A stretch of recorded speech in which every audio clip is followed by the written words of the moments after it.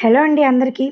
ఈరోజు బ్యాచిలర్స్ కూడా ఈజీగా ప్రిపేర్ చేసుకునే చికెన్ ఫ్రైని ప్రిపేర్ చేసి చూపిస్తున్నాను. ఫస్ట్ స్టవ్ పైన ప్యాన్ పెట్టుకుని 3 టేబుల్ స్పూన్ల ఆయిల్ వేసుకుని ఆయిల్ హీట్ అయ్యాక 3 ఉల్లిపాయల్ని పొడుగా సన్నగా తరిగి వేసుకోండి.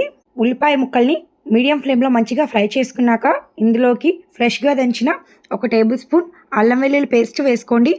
అల్లం వెల్లుల్లి పేస్ట్ పచ్చివాసన పోయేంత వరకు బాగా ఫ్రై చేసుకోవాలి. నెక్స్ట్ ఇందులోకి నీట్గా కడిగిన 1/2 కేజీ చికెన్ వేసుకొని బాగా గరిటతో కలిపేసి చికెన్ని బాగా ఉడికించుకోవాలి. మీడియం ఫ్లేమ్లో మధ్య మధ్యలో కలుపుతూ బాగా చికెన్ని ఫ్రై చేసుకోవాలి. ఈ ప్రాసెస్లోనే చికెన్ 50% ఉడికిపోతుంది. నెక్స్ట్ చికెన్లోని వాటర్ అంతా ఎగిరిపోయాక ఇందులోకి మనం స్పైసెస్ని యాడ్ చేసుకోవాలి.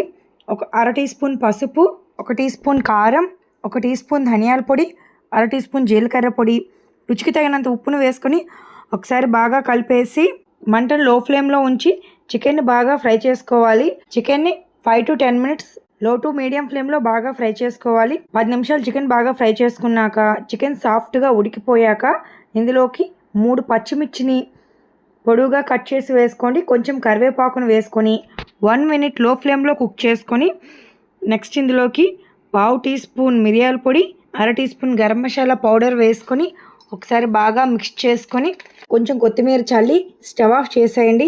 అంతేనండి, టేస్టీ చికెన్ ఫ్రై రెడీ అయిపోయింది. స్పైసీగా టేస్ట్ కూడా చాలా బాగుంటుంది. మీకు ఈ వీడియో నచ్చితే please subscribe. Thanks for watching this video.